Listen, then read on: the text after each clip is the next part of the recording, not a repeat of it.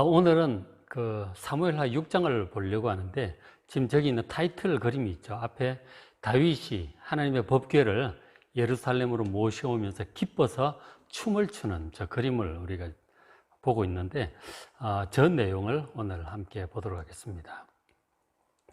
자, 오늘 9월 11일 맥체인 성경 읽기 사무엘하 6장, 시편 55편, 에스겔 14장, 그리고 고린도전서 16장입니다. 오늘은 사무엘하 6장 말씀 같이 보겠습니다.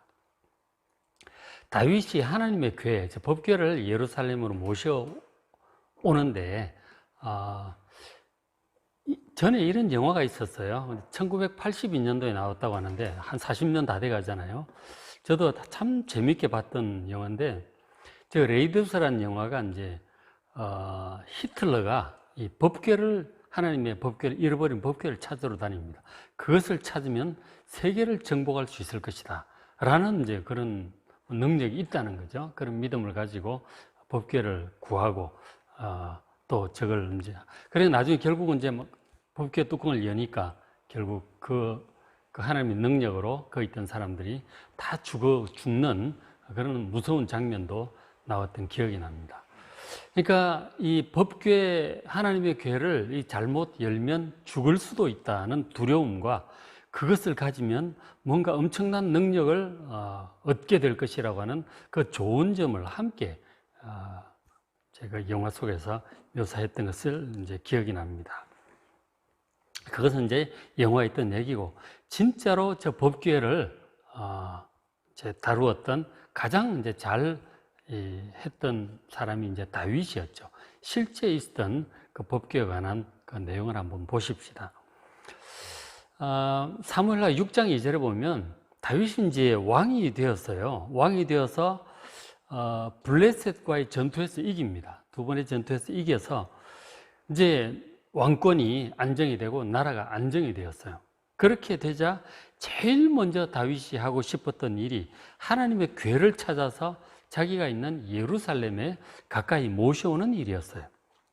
그것을 하고 싶었어요. 히틀러 같은 그런 마음이 아니죠. 이 다윗은 정말 자기 인생과 함께 하셨던 그 하나님의 그 은혜에 대한 감사이기도 하고, 하나님을 어쨌든 가까이 모셔오고 하나님 곁에 있고 싶어하는 그런 마음으로 그렇게 한 것이죠. 그리고 나라 전체를 하나님의 말씀으로 세우려고 한다는 어떤 상징적인 그런 뜻도 있었을 것입니다. 어쨌든 하나님의 궤를 가까이 모셔오길 원했었어요. 진심으로 하나님이 기뻐하는 그런 마음으로 궤를 찾아오려고 했던 것이죠. 보면은 다윗이 일어나 자기와 함께 있는 모든 사람과 더불어 바알레 유다 쪽으로 가서 하나님의 궤를 메어 오려고 그렇게 했던 것이죠. 사무엘하 6장이 저렇게 시작을 합니다.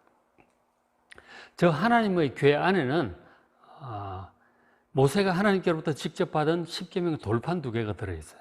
그리고 아론의 쌍난 지팡이, 그리고 광야에서 먹었던 신비한 음식 만나 한 항아리가 들어있었어요.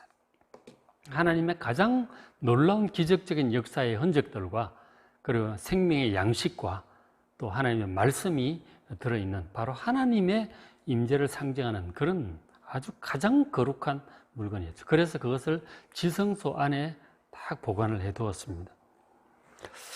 그 안에 이제 생명의 양식인 하나님의 말씀이 들어있고 하기 때문에, 그래서 그것을 하나님의 궤라고도 하고 여호와의 궤, 궤라는 말은 상자라는 얘기잖아요. 여호와의 궤 혹은 언약궤, 언약에 돌 비석이 있으니까, 혹은 하나님의 법도가 있는 궤다 법궤, 이제 그렇게 부르기도 합니다. 원래 이 법궤는 이제 모세 시대에 만들어서 잘 여호수아와 함께 가나안 땅 정복할 때 들어왔잖아요. 들어와가지고 에브라임 지파의 땅인 실로라고 하는 곳에 이제 성막을, 거기 모세 성막을 치고 지성소에 법궤를 안치를 했습니다. 그 실로의 성막에 이제 사사시대 내내 있었던 것이죠. 그러다가 사사시대 말기에 엘리 제사장실 혹은 엘리 사사 시절에, 그때 이제 사무엘이 어린 아이로 거기서 있었어요. 그때 이제 블레셋과의 전투가 벌어졌는데, 바로 아벡에서 전투가 벌어져서 아벡 전투라고 합니다. 아벡 전투가 벌어졌는데 BC 1075년으로 학자들은 그렇게 봅니다. BC 1075년. 그렇게 이제 아벡 전투에서 전쟁을 하다가 불리하니까 하나님의 법궤를 좀 가져오자. 여호수아 시대처럼 그 법궤가 우리를 도와줄 것이다. 이 하나님께 이제 기도하고 은혜를 구하기보다는 법궤 자체에 무슨 신비한 능력이 있는 좀 미신적인 거죠. 이건 정말 하나님께 대한 바른 믿음이 아니에요. 그런 이제 잘못된 믿음으로 법궤를 가지고 하나님께 진정으로 의지하고 기도하는 믿음이 아니라 법궤 자체가 무슨 신비한 능력이 있어서 자기들을 구해줄 거라고 생각한 거죠. 잘못된 믿음으로 가져왔었어요. 그래서 결국 그 전쟁에서 패하고 많은 사람이 죽었고 그리고 법궤도 블레셋에 빼앗기고 말았어요. 참 그 하나님 지성소의 이스라엘 이 법궤 그것이 전쟁으로 블레셋에 빼앗겼다고 하는 건 참 기가 막힌 일이죠. 그리고 실로의 성막도 이제 그렇게 무너지고 이제 그렇게 됐는데, 근데 건너간 그 법궤가 하나님께서 직접 역사하셔가지고 막 그것 때문에 블레셋 안에 여러 가지 재앙이 막 닥칩니다. 전염병도 닥치고 많은 일들이 나가지고 야 이거 도저히 안 되겠다 싶어가지고 법궤를 이스라엘에 돌려보냈어요. 암소에 실어가지고 돌려보냈죠. 이제 7개월 만에 이스라엘에 돌아왔어요. 돌아왔는데 그 내용이 이제 앞에 사무엘상, 지금 우리 사무엘 하잖아요. 사무엘상 4장, 5장, 6장에 법궤를 빼앗겼다가 찾아오는 내용이 있어요. 그렇게 7개월 만에 이스라엘에 돌아왔는데 법궤가 어딜 갔느냐? 7장 1, 사무엘상 7장 1절이죠. 기럇 여아림 사람들이 와서 여호와의 궤, 이 법궤를 옮겨서 산에 사는 아비나답의 집에 안치를 이렇게 다 갖다 놓습니다. 뭐 성막 이런 건 없고 법궤만 이제 돌아온 거죠. 그렇게 해서 그 아비나답이 아마 이제 학자들 이제 여러 가지 상황으로 짐작할 때 레위인으로 봅니다. 그죠? 레위인이 다룰 수 있죠. 그래서 레위인이 그 사람 그 아들 중에 한 명 엘리야사를 구별해서 법궤 책임자로 그렇게 이제 지키게 합니다.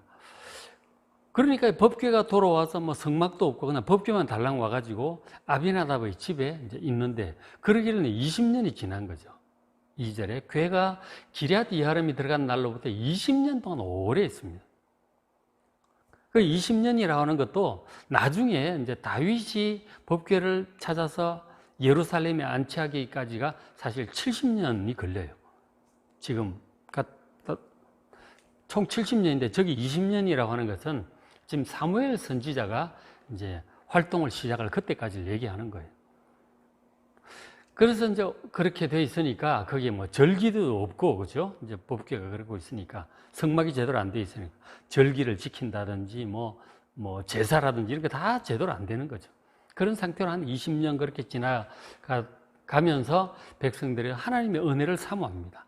예배라든가 절기라든가 하나님께 또 부르짖게 됐죠. 그렇게 할 때 온 이스라엘 족속이 여호와를 사모하죠. 그때 이제 등장한 사람이 바로 사무엘 사사, 사무엘 선지자. 사무엘 사사가 나서서 미스바의 대지표를 개최하고 회개 운동을 하고 그리고는 블레셋과 싸워서 크게 이깁니다. 나라를 블레셋의 압제로부터 건져내요. 나라를 다시 새롭게 세우게 되었죠. 자, 그런데 그랬음에도 불구하고 여전히 법궤는 성막과 법궤는 좀 방치되어 있었던 것 같아요. 그렇게 되어 있었고 그 법궤를 나중에 사무엘 선지자 시대를 지나고 사울 왕의 시대를 지나고 그 다음에 다윗 때에 가서 이렇게 회복을 하게 되니까 그 토탈 한 70년쯤 되는 거죠. BC 1075년에 그렇게 뺏겼는데 BC 1003년에 이렇게 다시 회복을 하게 되니까 거의 한 70년 걸렸던 것이죠. 자, 그래서 이제 다윗이 왕이 되어서 하나님의 은혜에 너무너무 감사해서 그 법궤를 찾아서 모시기를 원했고 또 한편으로는 이 법궤에 있는 하나님 말씀 중심으로 나라를 세우겠다는 일종의 선포의 의미로 또 법궤를 모셔 오려고 했습니다. 근데 이제 법궤가 어디 있는지 찾아와야 될 거 아니에요. 그게 벌써 70년을 방치되어 있었으니까 참 마음 아픈 일이죠. 거룩한 그 지성소 안에 딱 있어야 될 법궤가 방치가 되어 있는 그런 상황인 거죠. 그것을 다윗이 그 충성된 마음으로 좋은 마음으로 열심으로 법궤를 찾아와서 성전을 지어야 되겠다는 그런 이제 생각을 하게 되었던 것이죠. 그래서 법궤를 이제 수소문을 이제 하는 거죠. 아무리 기럇 예아림 쪽으로 있었다는 얘기를 70년 전이면은 뭐 세월이 상당히 많이 흘러간 거예요. 그죠? 상당히 많이 흘러갔기 때문에 정말 찾을 수 있을라는지 잘 그 기럇 하는 사람 처음에 뭐 엘라살 뭐 지켰지만 세월이 흘러가면서 이게 얼마나 그 아들 때 손자 때 막 내려가잖아요. 얼마나 제대로 인수인계가 되고 귀하게 여기고 했을라는지 창고에 처박혀 있었을라는지 참 알 수 없죠. 그래서 다윗이 수소문을 했는데 그 찾는 장면이 시편에 있어요. 시편에 보시면 시편 132편 4절에 보시면 이런 시가 있죠. 내 눈으로 잠들게 하지 아니하며 내 눈꺼풀로 졸게 하지 아니하기를. 그러니까 내가 찾을 때 5절 여호와의 처소곧 야곱의 전능자의 성막을 발견하기까지 할 것이다. 성막을 발견하기까지 내가 잠을 안 자겠다는 거의 뭐 그런 각오로 막 찾았던 것 같아요. 했는데 6절에 우리가 그것이 에브라다에 있다함을 들었어요. 가서 찾았는데 나무 밭에서 찾았대요. 어떻게 일이 저렇게까지 됐는지 참 안타까운 일이죠. 어쨌든 다윗이 찾았어요. 충성된 마음으로 찾은 것이죠. 그래서 다윗이 그것을 찾고 저 에브라다라고 하고 아까 뭐 바알레 유다라는 얘기도 나오고 이제 막 그러는데 그래서 이제 그 보면 에브라다라고 했고 사무엘 하 6장에 이제 오늘 사무엘 하 말씀이죠. 다윗이 일어나 자기와 함께 있는 모든 사람과 더불어 바알레 유다로 가서 아까 기럇 예아림, 바알레 유다 이렇게 나오죠. 에브라다 나오는 지명대로 나오는데 이것은 전체적으로 지명이 기럇 예아림이에요. 기럇 예아림인데 바알레 유다는 기럇 예아림의 옛 이름으로 보고 에브라다는 그 안에 있는 조그만 지명으로 포함된 지명으로 학자들은 그렇게 봅니다. 어쨌든 그곳으로 갔어요. 가서 거기서 하나님의 궤를 이제 메어 올리고 간 거죠. 그 법궤는 원래 그룹들 사이에 좌정하신 만군의 여호와의 이름으로 불리는 것이죠. 그런데 지금 뭐 아비나답 집에 있다가 지금 에브라다 밭에 있는 그런 상황이 됐잖아요. 근데 이것이 이제 그 엘리 제사장 시절에 뺏겼다가 돌아와서 뭐 사무엘 시대, 사울 왕의 시대 거쳐서 이렇게 오니까 이제 70년 세월이 흘러간 거 아니에요, 그죠? 그래서 이제 다윗이 이제 제대로 찾아서 모셔오게 된 것이죠. 모셔오게 됐어요. 자, 그런데 이제 다윗이 법궤를 모셔와야 되는데 이 법궤가 그 이제 출애굽기 후반부에 그쪽에 그 성막에 관한 내용들을 이렇게 쭉 보시면은 이 법궤는 지극히 거룩한 거예요. 함부로 봐서도 안 돼. 봐서도 안 되고. 그리고 이것은 이제 보통 사람은 볼 수도 없어요. 처음에 성막 지을 때 그렇게 딱 지어서 성막에 딱 넣고 그 위에 다 이제 성소를 짓잖아요. 짓고 다 이제 세마포까지 해서 성막을 완공하고 나서는 그 지성소 안에 아무도 못 들어가요. 아무도 못 봅니다. 지극히 거룩하신 하나님, 우리 죄악된 인간이 볼 수 없죠. 하나님께서 그렇게 해두셨어요. 그것은 대제사장이 1년에 한 번 딱 들어가서 대속죄일 날 그 안에 들어가. 그것도 뚜껑 열면 안 되거든요. 그 위에서 법궤 위에 뚜껑이 이제 시연좌란 말이에요. 거기서 속죄소인데 거기서 피를 뿌려서 속죄하고 그렇게 한 거죠. 그 안은 제사장도 못 들여다봐요. 그런 거룩한 하나님의 궤란 말이에요. 그것을 이게 지금 집에 가 있다가 밭에 갔다가 막 이렇게 되었으니 기가 막힐 일이잖아요. 그런데 이것을 이제 법궤를 이동을 할 때 이제 출애굽기 이제 레위기 이런 데 보면 법궤는 반드시 레위인들이 어깨로 매야 돼요. 어깨로 메고 왜냐하면은 출애굽에서 약속의 땅까지 계속 이동을 했잖아요. 딱 법궤부터 놓고 지성소, 성소, 성막 이렇게 했단 말이에요. 항상 가면을 다 걷어가지고 다 덮어가지고 레위인이 어깨로 메고 이 법궤는 이동을 하도록 이제 그렇게 되어 있었습니다. 근데 하도 오랫동안 이렇게 방치가 되어 있고 그러니까 다윗도 잘 몰랐던 거죠. 하나님의 법도에 대한 전반적으로 좀 무지했던 것이죠. 이 법궤를 어떻게 이동을 해야 되는지 그렇게 자세한 내용을 알지 못했던 거예요. 그래가지고 법궤를 이동을 하는데 수레에다가 물론 나름 정성을 다해서 새로운 수레를 만들어서 거기다 법궤를 딱 싣고 그렇게 소달구지로 이제 그렇게 이동을 해 간 거죠. 그 예루살렘으로 모셔오려고 다윗이 그렇게 갔던 거예요. 그런데 가다가 중간에 막 소가 날뛰는 거예요. 그래서 그 옆에 있던 그 웃사라는 사람이 이제 레위인이겠죠. 그걸 법궤가 떨어질까 싶어서 이를 만졌는데 법궤를 손으로 만지는 순간 그 사람이 죽었어요. 거룩한 하나님의 법궤를 직접 손으로 만짐으로 죽었던 것이죠.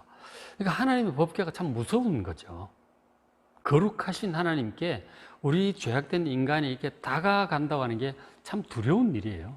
거룩하신 하나님 앞에 가기가 두려운 거라니까. 하나님 두려운 줄을 알아야 되는 거죠. 그러니까 다윗이 어느 정도는 알았지만 그 일을 당하고 보니까 이 하나님의 기쁜 마음으로 좋은 마음으로 했는데 그 거룩함에 사람이 죽은 거죠. 하나님 법도를 잘 몰라서 죽은 것입니다. 그래서 다윗이 이제 이런 사고가 난 것에 대해서 아주 마음이 복잡했겠죠. 스스로 분하기도 하고 하여간 마음이 복잡했을 거예요. 그리고 한편으로 굉장히 두려웠던 것이죠. 결국은 이제 안 되겠다. 일단 보류. 그래서 그 법궤를 그 오벳 에돔이라는 사람 집 쪽으로 이제 실어 가게 해요. 그것도 이제 레위인이겠죠. 그래서 오벳 에돔은 이제 갑자기 왕의 지시로 법궤를 이제 받게 된 거죠. 그래서 자기 집에 이제 모셔두게 되었는데, 그런데 그렇게 있기를 3개월 정도 오벳 에돔의 집에 있었는데, 법궤가 들어온 날 이후로 이 오벳 에돔의 집에 복이 막 쏟아졌어요. 6장 11절에 여호와의 괴가 가드 사람 오벳 에돔의 집에 석 달을 있었거든요. 그러니까 다윗이 이거 시온 산성으로 가다가 그걸로 갔잖아요. 석 달을 있었는데 여호와께서 오벳 에돔과 거의 온 집에 복을 막 쏟아부어 주신 거죠. 무슨 복인지 구체적으로 안 나와 있었지만 농사가 잘 된다든지 애들이 잘 된다든지 뭔가 계획하고 추진하는 일들이 잘 된다든지 그런 거 있을 거 아니에요. 그죠? 야, 진짜 하나님의 법궤가 이 집에 들어오더니 온 집안 일이 너무너무 잘 되는 거예요. 모든 일이 그냥. 그러니까 사람이 다른 설명이 필요 없어요. 온 집에 복을 주셨어요. 아들, 딸, 가문이 있을 거 아니에요. 온 그 가족들에게 전부 다 너무너무 일이 잘 되는 거죠.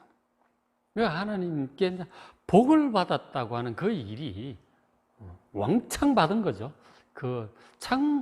이 법궤를 모신다는 게 참 두려운 일이기도 한데, 하나님의 법궤가 오니까 또 엄청난 복이 막 임하는 거예요. 하나님의 법궤, 이런 두려운 면이 있는가 하면 너무너무 능력 있고 좋은 면이 있는 거예요. 저 얘기를 이제 다윗이 듣습니다. 저 오벳 에돔의 집에 갔는데 그렇게 온 집안에 복을 받았다. 하나님께서 복을 주셨다고 합니다. 그렇구나 하고 다윗이 다시 이제 마음에 열정이 오르면서 법궤를 내가 다시 모셔와야 되겠다. 물론 제가 석 달 동안 아마 이제 신하들하고 본인도 성경도 읽고 이러면서 연구도 했겠죠. 왜 그런 일이 하나님께 진노하셨을까? 잘못된 점을 찾아본 거죠. 그걸 보니까 이제 깨달은 거죠. 그래서 이제 이렇게 있어요. 역대상 15장 13절. 역대상 내용이 이제 사무엘상 이제 끝부 다윗 역대상 전체가 이제 사무엘상 하에 있는 다윗 내용이 전부 다 한 번 더 반복이 돼요. 그래서 역대상 15장 13절 이렇게 나와요. 그러니까 석 달 전에는 너희가 매제 아니하였으므로, 그러니까 다윗 왕이 레위인들이 하는 말이에요. 너희들이 어깨에 메고 오지 않았기 때문에, 술에 실어 왔기 때문에 우리 하나님 여호와께서 우리를 찢으셨다. 웃사가 죽은 얘기를 하는 거죠. 마음이 참 아프고 마음이 찢어졌는데, 이는 우리가 규례대로 그에게 구하지 아니하였습니다. 하나님 법도에 대한 무지함. 하나님을 섬길 때는 우리 생각을 따라 사람들의 의견대로 이렇게 하는 것이 아니고 하나님 말씀을 따라 해야 되는 거예요. 하나님께서 어떻게 하라고 하시는지 규례를 따라, 말씀을 따라 하나님을 잘 섬기고 하나님과 동행하시고 하나님께 예배드리고 그렇게 살아가시기 바랍니다. 내 생각대로 하는 게 아니에요. 하나님의 말씀대로 하는 것입니다. 그래서 말씀을 우리가 늘 이렇게 읽어야 되는 거죠. 우리가 규례대로 하지 아니했기 때문에 그런 사고가 났던 것이죠. 15절에 모세가 여호와의 말씀을 따라 명령한 대로 있어요. 율법서에 출애굽기에 레위 자손의 채 하나님의 궤를 꿰어 어깨에 맨지라. 그렇게 메고 이제 옵니다. 그러면서 이제 다윗이 아까 우리 첫 그림에 봤듯이 어깨에 탁 메고, 이제 법궤를 사람들이 어깨에 메고 다윗은 춤을 추면서 기뻐서 그렇게 예루살렘으로 모셔드린 거죠. 그러니까 다윗이 이제 하나님의 법궤를 성공적으로 자기 가까이 모셔왔어요. 그리고는 이제 그곳엔 성전을 지키길 원하죠. 이제 성막 텐트인데 그건 좀 빈약하잖아요. 그래서 이제 성전을 제대로 지키길 원했습니다. 성전을 딱 지키길 원했는데 하나님께서 사양을 하세요. 너는 피를 많이 흘렸기 때문에 너희 아들을 통해서 내가 성전을 지켰다. 그렇지만 내가 너의 그 마음을 기뻐하고 나를 향한 충성과 마음과 감사와 열정을 내가 그대로 인정하고 받고 너에게 영원한 축복을 내가 주겠다. 이제 그렇게 약속을 하셨죠. 근데 그게 이제 그래서 다윗은 이 하나님의 법궤를 가까이 모셔왔기 때문에 우리가 한 측면으로 보자면 그 모셔왔고 하나님과 동행을 했기 때문에 이후에 있는 그 나중에 벌어지는 사무엘하 8장, 9장, 10장에 수많은 정복전쟁에 전부 다 이깁니다. 그 이전에 사사시대 맨날 졌어요. 져 가지고 노예하고 막 약탈당하고 그렇게 했는데 다윗이 전부 다 점령을 해버렸어요. 바로 법궤의 능력이라고 볼 수 있겠죠. 히틀러가 이상하게 그렇게 생각을 했는데 그거는 다윗처럼 하나님을 제대로 믿고 섬기고 따를 때 그런 복을 받는 것이지, 하나님을 믿지도 않으면서 섬기지도 않으면서 무슨 법궤만 있으면 세계 정복할 것처럼 어림없는 얘기죠. 그러나 다윗은 정말 충성된 마음으로 법도를 따라 하나님을 섬기고 믿고 순종하고 따랐던 것이죠. 하나님께서 복을 주셨고 주변의 모든 나라들을 다 이기고 점령을 했어요. 더 이상 주변의 나라들이 이스라엘을 괴롭힐 수 없는 그런 태평성대를 이룬 거 아니에요? 바로 하나님의 법궤의 능력이라고 말씀할 수 있겠죠. 법궤 자체의 어떤 그런 능력이라고, 하나님의 능력이죠. 그러니까 우리가 이제 하나님을 섬길 때 이 법궤가 바로 이제 하나님의 임재 상징인데, 법궤가 참 두려운 면도 있고 그런 능력도 있고 축복도 있듯이 그것이 바로 하나님 자신이 참 우리가 두려운 줄 알아야 돼요. 이 거룩하신 하나님, 온 세상을 다스리시는 하나님, 그 하나님 두려운 줄 알고 마땅히 경외해야 됩니다. 경외한다는 말이 두려워한다는 뜻이잖아요. 하나님을 두려워하고 하나님을 잘 경외하는 마음으로 정성을 다해서 예배드리시고 하나님 말씀 잘 듣고 순종하시길 바랍니다. 그게 하나님을 경외하는 사람의 태도죠. 하나님 두려운 줄 아는 사람의 태도죠. 그런가 하면 하나님 모시고 있는 것이 얼마나 좋은 일인지를 또 아셔야 돼요. 전능하신 하나님이시잖아요. 전능하신 하나님이 함께 하시니까 이건 최고의 백인 거죠. 그게 하나님 모신 사람의 또 말할 수 없는 놀라운 축복이에요. 신령한 축복, 구원의 축복, 영원한 복, 바로 그것이 하나님께로부터 우리에게 주어지는 것이잖아요. 그러니까 하나님 두려운 줄도 아셔야 되고 또 하나님 좋은 줄도 아셔야 돼요. 둘 다 잘 마음에 품으시고 하나님 말씀을 따라서 자기 생각대로 하지 말고 하나님 말씀을 따라서 하나님을 바르게 잘 섬기고 하나님과 동행하시길 바랍니다. 그렇게 하셔서 하나님 주시는 영원한 구원의 복, 신령한 복을 많이 받으시는 여러분 되시길 바랍니다. 오늘 읽으실 말씀 사무엘하 6장, 시편 55편, 에스겔 14장, 고린도전서 16장이에요. 오늘 말씀 또 잘 읽으시고 은혜 많이 받으시기 바랍니다.